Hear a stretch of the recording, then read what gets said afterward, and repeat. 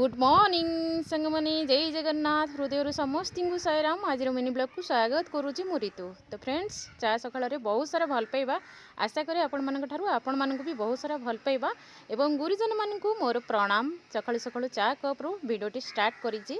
आज भिडियो रे आपण माने देखि परिबे पखाळ खाइबा खाइबारे कौन कौन आइटम रखी से भी आपण माने देखि परिबे। भिडियोटी जदि भल लागुଥାଏ लाइक कमेंट शेयर और सब्सक्राइब करिया पे जमा भूलिबेनी। मोर चैनल नेम तो आपण माने जानिछन्ती ऋतु ओडिया विलेज। तो सकाळु सकाळु फ्रेंड्स मुझे पकोड़ी किसी बनई चा पी सारा पर टी पकोड़ी खाइब तापर आज दिन टी केमती कटुच भिडियोटी पूरा देखो आपण मानक बहुत ही भल लगे। तो फ्रेंड्स मुझे कलरा आलू किसी भजा करने रोसई घर को आसी। तो ये मोर कलरा आलू भजा फाइनाली सरीगला सहित आउ कौन करुँची आपण मैंने भिडियोटी पूरा देखो निहती भाव में जानीपारे।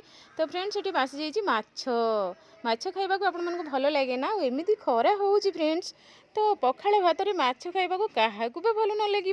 तो चलतु आज माछ भाजा आउ स्पेशल मो चुली रे रोसई करुँची।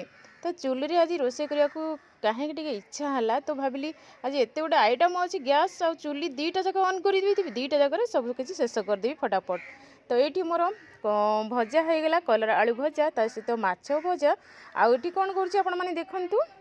तो यहाँ मोर धन खाइबापी तापी खाली आलू भाजुची कारण कलरा पड़ी कलरा एत खाइबा को भल पाएनी। तो से टे अलग अलग नहीं कि माने खाली आलू नहीं कि भाजी देती तापी भी रेडी होगला आलू भजा। ता सहित सांग मैंने आउ कौन करुँची भिडियोटी पूरा देखु। ये माछ फ्राए करने सब किसी रेडी करके रखी नहीं। तो माछ फ्राए करने पूरा रेडी हाँ गैस उपर सबकि ऑन करके रखीदे। तो ये माछ फ्राएटा हो आसला आपण मैंने भी आसतु मिसिकी पखाळ खाइबा आउ क्यों मानक पखाळ खाइबा भल लगे निहाती कमेंट बॉक्स रे कमेंट करेंगे।